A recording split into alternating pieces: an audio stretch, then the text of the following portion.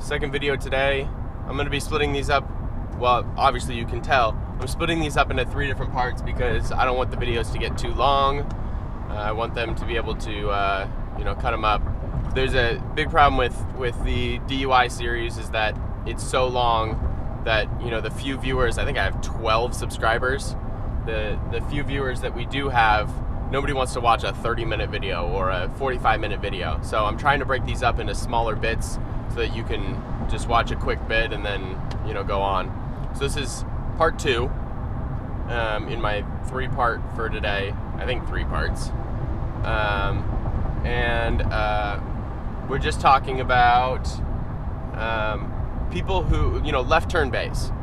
One of my biggest pet peeves is when the light turns green for the left turn bay and people stay in the bay, until it'd be opposing traffic, until opposing traffic clears, and then they drive forward and then make their left turn, or they inch forward just enough that they are in the intersection and everybody else is behind that limit line.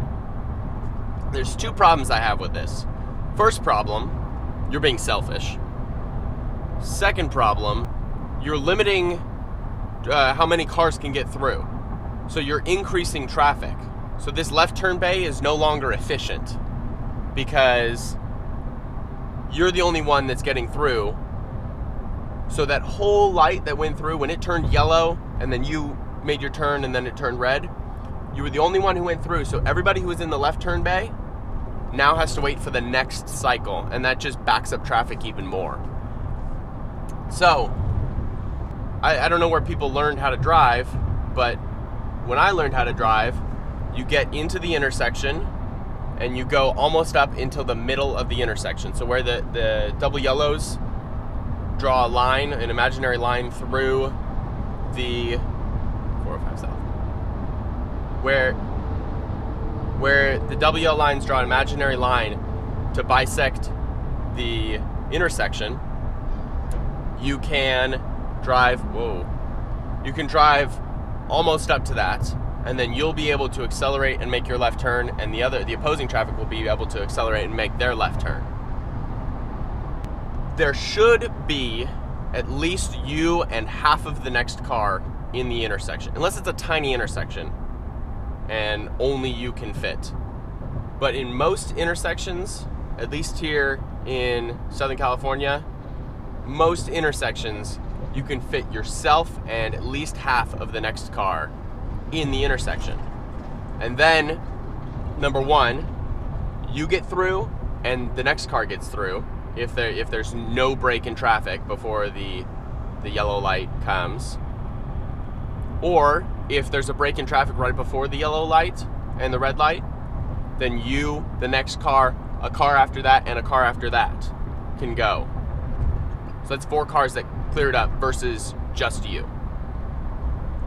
There are good drivers. There are bad drivers. There are considerate drivers and there are selfish drivers. You'll see the selfish drivers because they're the ones that are zipping around on the highway, and they're going way too fast and they're being way too reckless. They're not thinking about the fact that if they cause a crash, it's not their car that's getting messed up. It's their car, the car that they crash into, and then the cars following them that don't have enough time to stop because everybody's packed in so tight. Because if you're not packed in tight, then someone's going to cut you off. I guess, just living in Southern California, I've been exposed to so many inconsiderate drivers that I've been, that's tainted my view. But it also goes with texting and driving. I watched a lady yesterday. I think she was in a Prius, not that matters, but a lady texting, and not only was she texting and driving, which is dangerous in itself. Oh, great, okay. Not only was she texting and driving, but she was looking down to text and drive. So she's going like this and then looking up every so often. if you're gonna text and drive, I'm not advocating texting and driving. It's very dangerous. It's against the law. But, you know, if that wasn't, you know, breaking the law wasn't a big enough thing, it's so dangerous and it's so easy to... Come on in. Come on in. Come on. Okay. You got your turn signal on, but you're not going to merge? Come on. If the breaking the law is not bad enough for you already, bring your phone up so that you don't have too much. You can't see my eyes, but I'm looking down, up, down, up, down, up. And then at least if something goes on, you can see it in your peripherals. You can, if you're looking down at here, I can see that there are cars here. I can see that there are brake lights ahead, and I'm going to slow down. But if you're looking down here, you have no peripherals.